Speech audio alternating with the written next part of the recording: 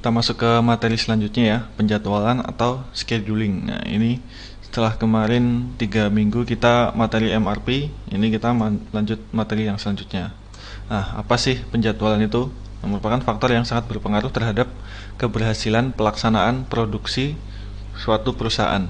Karena penjadwalan yang digunakan dalam mengoptimalkan pemakaian sumber daya yang dimiliki oleh perusahaan tersebut. Nah, jadi kalau misalnya nggak ada penjadwalan nih, nanti sistem produksinya akan kacau. Sama kayak di perkuliahan kan, pasti ada yang mengatur penjadwalan jam kuliah. Kalau enggak nanti bisa bentrok. Nah, seperti itu. Nah, intinya hampir sama saja sih, semua perusahaan pasti mempunyai penjadwalan. Nah, inti dari penjadwalan sendiri adalah berfungsi sebagai alat pengambil keputusan, merupakan teori yang berisi prinsip dasar, model, teknik, dan kesimpulan logis dalam pengambilan keputusan. Nah, untuk menyelesaikan masalah penjadwalan dapat digunakan beberapa pendekatan. Ini dapat dikelompokkan menjadi dua ya. Pendekatan tradisional yang meliputi metode penelitian operasional dan pendekatan yang modern mencakup gabungan antara metode penelitian operasional, intelijensi tiruan atau artificial intelligence, simulasi kejadian, dan ide-ide yang diambil dari teori kontrol. Itu disebutkan oleh Becker tahun 1974. Nah, tujuan penjadwalan sendiri untuk meningkatkan utilitas sumber daya yang dimiliki, mengurangi max span yang juga berarti menurunkan rata-rata flow time dan rata-rata WIP atau work in process, untuk meminimasi biaya produksi. Nah, jelas ya, kalau misal jadwalnya semakin cepat, biaya produksi untuk mesin dan lain-lainnya pasti lebih relatif murah. Nah, mengurangi persediaan barang setengah jadi dengan jalan mengurangi jumlah rata-rata pekerjaan yang menunggu antrian suatu mesin yang sedang dalam keadaan sibuk, memenuhi keinginan konsumen. Nah, seperti itu. Tipe-tipe keputusan yang diperoleh dari pelaksanaan penjadwalan berupa pengurutan pekerjaan atau sequencing, penugasan atau dispatching, pengurutan operasi suatu job, penentuan waktu mulai dan selesai pekerjaan. Nah, ini asumsi penjadwalan, asumsi berdasarkan oleh Becker 1974. Ada beberapa asumsi. Ini yang pertama, karakteristik job. Job terdiri dari urutan operasi yang telah ditentukan. Suatu operasi hanya bisa dikerjakan pada satu tipe mesin. Hanya ada satu mesin dari tiap tipe mesin dalam shop. Waktu proses diketahui dengan pasti seperti halnya due date. Urutan waktu setup bersifat independen. Operasi yang sedang dikerjakan pada mesin tidak dapat diinterupsi. Operasi tidak dapat dimulai sampai operasi pendahulunya diselesaikan. Setiap mesin hanya dapat memproses satu operasi pada satu waktu. Setiap part hanya dapat memproses satu operasi di satu mesin pada suatu waktu. Ini karakter yang selanjutnya, asumsi penjadwalan karakteristik operasi. Nah, setiap operasi merupakan suatu kesatuan. Setiap operasi yang telah dimulai proses pengerjaannya pada suatu mesin harus diselesaikan. Setiap operasi tidak boleh diproses lebih dari satu mesin pada waktu yang sama. Setiap operasi dikerjakan menurut urutan yang telah disusun. Setiap operasi boleh diproses lebih dari satu kali di mesin yang sama. Setiap operasi dapat diproses pada berbagai jenis mesin yang mampu melaksanakan operasi tersebut. Setiap job hanya mempunyai satu routing dalam memproses operasinya. Nah, ini karakteristik mesin. Setiap mesin hanya memproses satu tugas pada saat tertentu. Setiap mesin secara kontinu siap untuk dibebani tugas selama proses penjadwalan apabila tidak mengalami interupsi. Setiap mesin beroperasi sesuai dengan informasi waktu dan distribusi yang diketahui secara tepat. Karakteristik waktu proses. Waktu proses telah diketahui baik rata-rata maupun distribusinya. Waktu proses independen terhadap jadwal. Setiap waktu proses secara implisit sudah mencakup waktu pemindahan benda kerja, setup, dan penghentian mesin. Nah, tingkatan penjadwalan sendiri ini, penjadwalan dapat dibedakan dengan perencanaan agregat. Perencanaan agregat sini berusaha untuk menentukan sumber daya yang diperlukan. Sedangkan untuk penjadwalan mengalokasikan sumber daya yang tersedia oleh perencanaan agregat sehingga tujuan operasi dapat tercapai. Nah, tipe-tipe penjadwalan sendiri ini ada satu job shop, batch shop, dan flow shop. Untuk penjelasannya sendiri nanti dapat dilihat di slide selanjutnya.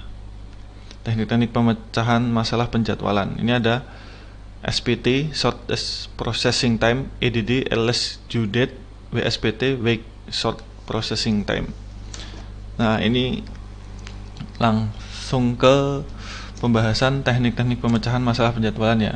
Ini Shortest Processing Time. Penjadwalan digunakan untuk mencari nilai minimal rata-rata waktu alir pada proses, karena waktu proses masing-masing pengerjaan tergantung dari urutan proses.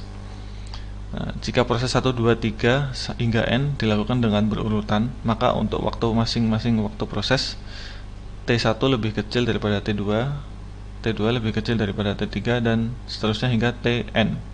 Waktu alir rata-rata dihitung dengan bersamaan seperti ini. Fs setengah kali F1 plus F2 sama dengan setengah T1, T2, T3. Nah, ini langsung contoh saja. Sebuah produk akan dibuat dengan melewati 8 proses dengan pengerjaan waktu proses yang berbeda. Ditunjukkan pada tabel ini waktu prosesnya dan pekerjaannya dengan menggunakan pendekatan SPT atau Shortest Processing Time. Urutkan waktu pekerjaan berdasarkan waktu proses terkecil. Nah, ini waktu prosesnya ini di sini.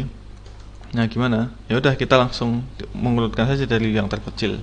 3, 3, 5, 6, nah seperti itu. Hingga nanti yang terakhir 14. Jadi misalkan pekerjaan 1 itu 5 jam, jadi dia tidak harus di posisi 1 karena kita menentukan waktu prosesnya berdasarkan yang terkecil. Setelah itu dihitung Fs-nya itu 1/8 karena ada 8 pekerjaan, lalu dikalikan masing-masing.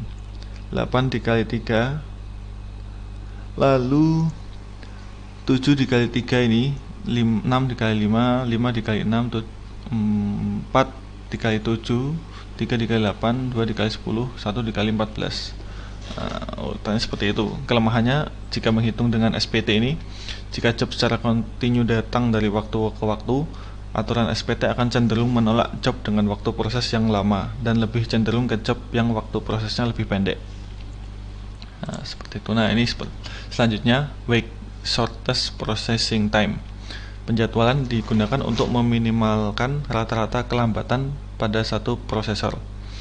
Pendekatan WSPT ini digunakan jika mungkin saja terjadi masing-masing pekerjaan mempunyai arti yang berbeda, sehingga digunakan pembobotan pada masing-masing pekerjaan untuk membantu penjadwalan.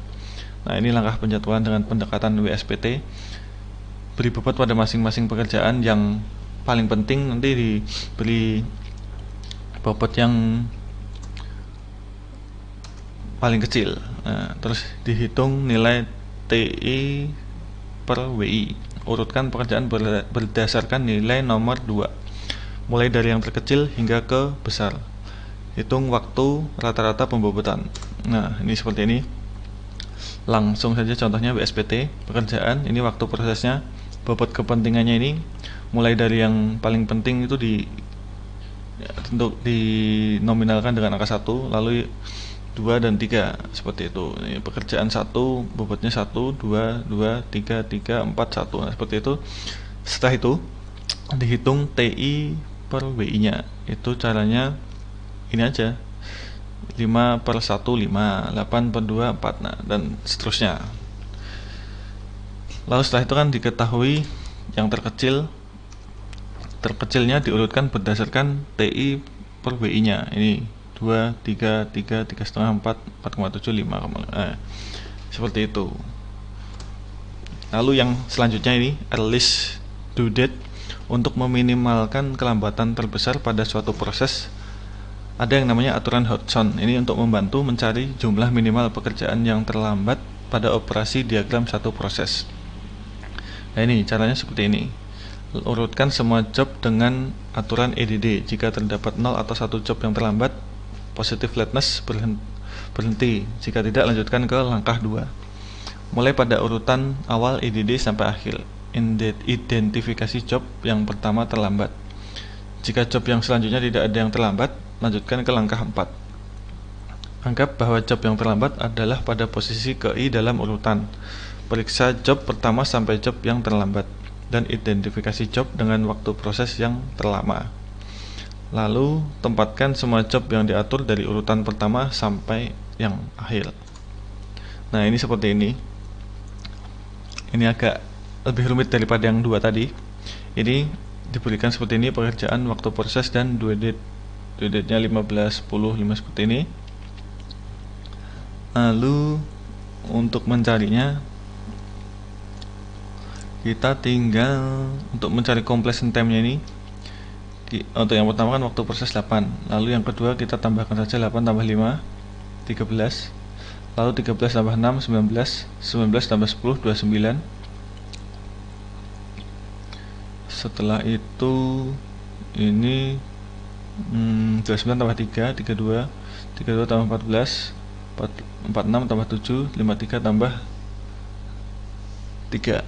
Nah, seperti itu. Ini diurutkan berdasarkan due date-nya ya. Nah, ini berdasarkan due date-nya ya. 10, 15, 15, 20, 25, 40, 45, 50. Diurutkan dulu berdasarkan due date-nya. Lalu diketahui ada keterlambatan ini di posisi ini. Pekerjaan 3 adalah pekerjaan pertama yang mempunyai keterlambatan positif ini. Sedangkan dari pekerjaan 213, pekerjaan 2 adalah pekerjaan dengan waktu proses terlama.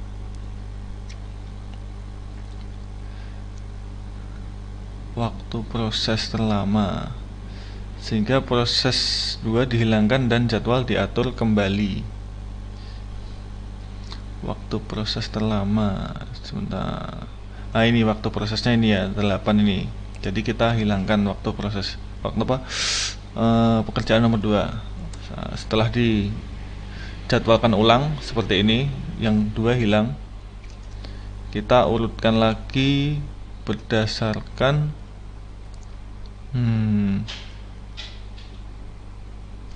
berdasarkan yang ini tadi ya, yang berdasarkan due date-nya ya, ini 15 ini seperti ini.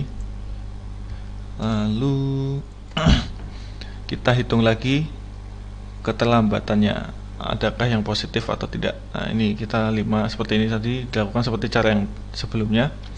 Nah, ini di pekerjaan kelima ada keterlambatan lagi 135, pekerjaan 135 ini waktu proses yang terlama di pekerjaan nomor 5. Lalu kita selanjutnya hilangkan proses 5 dan kita jadwalkan ulang. Nah, setelah dijadwalkan ulang, ini semua negatif-negatif, baru pada pekerjaan 2 dan 5 terdapat positif. Ini keterlambatannya. Seperti itu. Nah, itu saja sih materi yang penjadwalan. Nanti kalau misal masih ada yang ditanyakan bisa chat di grup WA. Oke, terima kasih.